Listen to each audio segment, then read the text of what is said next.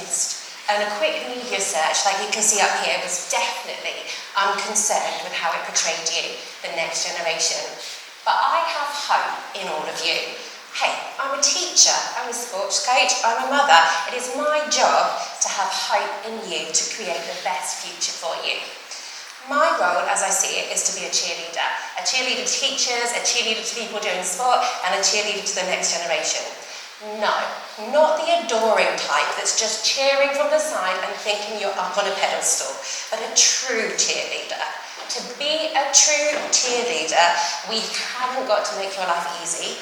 That shouldn't happen, and it's not going to help you. Frustration is key to success. True, meaningful success that creates desire.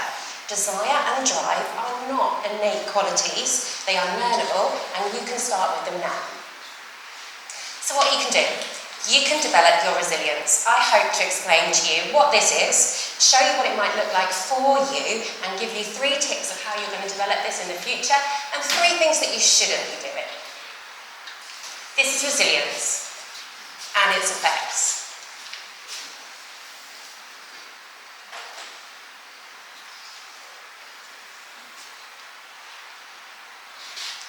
Okay, you've had time to read it. Awesome. I get it. This isn't new. You've seen these words before. In my school, in your school, there are assemblies all the time. Students need to have resilience. Let's help you with your resilience. But I can't shout that out you louder and tell you to be more resilient. I have a son who's in year 7. I would love to shake resilience into him, but that is not going to happen. But can you do this? And can you do it day in, day out? And is it going to be worth it? My answers to you are yes, you can. Yes, it is worth it, and yes, it will be. The brain is plastic. Our education outcomes are not biologically determined. Yes, they are a result of our genes, but it's our genes interacting with our experiences. Throughout our lives, our brain remains plastic. Our brain functions and even the shape and size of various parts of the brain will change because of the experiences that you're having right now, and that is underpinned by your education. Many learners feel that their brains limit their potential. I am a physicist. I often have people coming into my classroom saying, oh, my brain just doesn't work that way, I'm not going to do it. Okay? But having those experiences and adapting to them changes the function of your brain. It changes the connectivity, it changes the structure. Our brain shapes our learning, but also our learning shapes our brain. Simply knowing that our brain has this plasticity helps us become better learners and helps us on our education journey. Year 10 is awesome. You are taken a little bit more seriously. You're no longer in the lower school. You've dropped some subjects. You're doing subjects that you're interested in. You go to clubs that you want to, rather than the ones that your parents are saying you must go to debating or you must go to this club. And you've got friends that you hang out with that are your true friends rather than anything else. This sounds awesome. But it is too easy just to get lost in the ness of this and doing things for things' sake and just getting lost in the day rather than focusing on the challenges and the road that you want to head down. Yes, you. The road that you want to head round, not the 5 people that you're hanging out with day in, day out. This is true for all parts of life, and it's definitely true in mine. It's only now that I begin to feel confident in my field. If I was a year 10 student up here, there is no way I could manage it. It's not something at that time I felt happy with. However, I am confident up here now because I set myself challenges. I make myself take leaps. I embrace challenge and I adapt to it and I try to change. But not terrifying challenge, okay? I need to be willing to take risks, but I need to also know what risks are right for me. It's all about pitch and working out your own individual pitch. You're not going to get it right every time. Sometimes you'll put yourself in a situation where it's too much and it's too terrifying. Sometimes you put yourself in a situation where it's not enough and you feel like, oh, I could have given more for that, and that will bring frustration. But that's the learning journey. We've got to work what's right for us and what works right for us on each individual day. So what does resilience look like? It's creating a mindset. My life is going to be challenging, it's going to be icky at times, but I'm going to move forward and I'm going to really achieve. It's about having realistic optimism, the ability to maintain a positive outlook without denying reality, actively appreciating the positive aspects without ignoring the negative ones. It involves working towards positive outcomes with the knowledge that they don't happen automatically, but they're achieved through effort, problem solving and planning. Now to the tips. Look for the positives in each of the tasks rather than postponing it. If you're postponing it, you're definitely putting off change. We may be saying to the people around us, I just can't bother doing it right now, I'd rather have a sleep, or I'm going to leave it to the last minute. But ask yourself why you are doing that. Are you afraid of failure? Are you afraid of damaging your sense of self? Procrastination is not something that happens because you're lazy or because of poor time management the majority of the time. It's because you have difficulties in regulating your emotions, which will be particularly true when you're growing as an adolescent. If you're worried that you'll fail, you then avoid those unpleasant feelings of anxiety. You find reasons to postpone doing the task altogether. Now, temporary, that's awesome. You think, I don't have to think about it. I'm lost in my Netflix binge, all of those things. Life is good.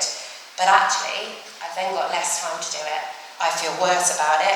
I increase my risk of failure, and I actually probably am going to be more nervous by the end. So it's about balancing our right level of nerves. My second tip to you is promoting a realistic view of yourself. You are not a superhero. You need to think about the person that's you. Most of us tend to believe in the future we're going to have more time, we're going to be a better person. All of these things going on, we'll be more organised, we'll be more energetic, things will be going in the right direction. But of course, this won't happen unless we put the steps in now to make it happen. And this is why we often underestimate how long it will take, and this is known as the planning fallacy. We need to avoid creating this unrealistic version of our future self. None of us will be perfect, and we need to accept that. I am not a future superhero. I'm not going to fly around the world. And that person, if I view myself that way, they are impossible to reach. I cannot become them. I need to work out who's a realistic version of me and then put in steps so that I can actually identify with them and I can make my journey towards that point a lot easier. And my last tip, talk about yourself in the right way. Small things like a change in language can really make a difference. The difference in language might be subtle, but viewing yourself as a certain kind of person will affect your behaviour. I could describe myself as someone that does HabsElstree every now and again, but actually I shouldn't. I need to describe myself as a runner. If I am a runner, I will turn up on the line. Week by week, I will take part in HabsElstree. That little change in language means that I'm more likely to do it. I would describe myself as a great student. Rather than someone that's trying to do better than in my studies. I am not aiming for that behaviour, I am living it out. And that helps you feel that tiny bit more positive about yourself. Okay, now to the don'ts. Don't give up what keeps you balanced.